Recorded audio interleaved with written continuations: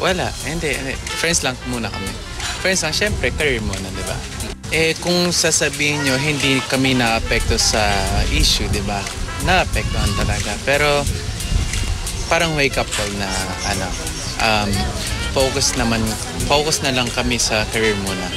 Magkaibigan na po kami ng tao. Tsaka, sabi ko nga, di ba, wala naman kaming, kung ano mang meron kami dati, may mutual understanding lang naman kami, di ba? Ngayon, parang ayoko na muna. So parang, di ba, ang dami ko, di ba sinabi ko na po, ang dami kong problema pinagdadaanan. Ang gusto ko ayusin yung buhay ko, yung career ko. Alam mo naman, ayoko naman talaga magsakita muna. Kung magkita kami, di magkita kami.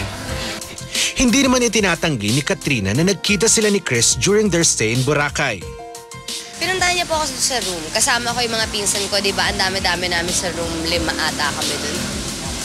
Pero Katrina, totoo nga bang bago pa man kayo makita ni Chris ay pinagtataguan mo na siya? Wala. Hindi ko tinataguan si Chris kasi bago nga ako pumunta ng Bora, nag-white up sila ng mga pinsan ko. Sumunod din ako eh. Pero wala. Hindi ko siya tinataguan. Pero nung pumunta siya, hindi ka raw niya nakita at wala ka raw sa room mo. Opo, wala nga ako sa room kasi galing ako ng Station 1 kahapon. Hindi kaya nasa ibang kwarto si Katrina kung kaya't hindi matagpuan ni Chris? Balitang madalas daw makita ang 2-time FHM's sexiest Pinay sa hotel room ng first Pinoy soul survivor na si JC Chuseco? Ay, hindi. Nandun po ako kasi may kinuha lang po ako. Kasi nangyari po, nakita kami ni JC sa Station 1. Pumunta kami ng Gilis, kasama ko yung friend ko. Tapos, may shoot siya. Tapos ako, mag-snorkeling din ako. Sabay kaming bumalik dito. Kasi 5 o'clock na yun. So, nag-tricycle na kaming dalawa.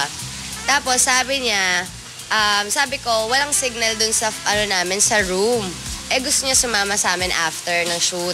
Sabi ko, sige, punta lang daw siya sa taas. May kukunin lang siya, iiwan niya sa akin yung susi. Tapos kukunin niya dun sa kabilang room. Sa room namin. Kahatokin niya kasi walang signal dun sa room namin.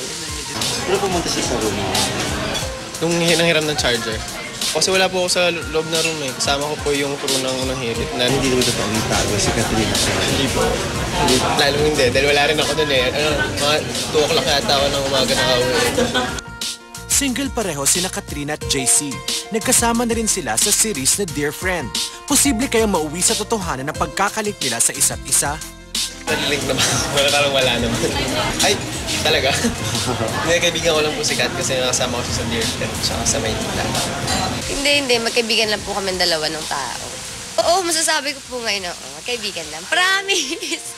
Tsaka, Diyos ko, kung sino pang nakakita ng oras na nandun ako, wala pong tao doon. At saka may kasama po ako, kaibigan ko po.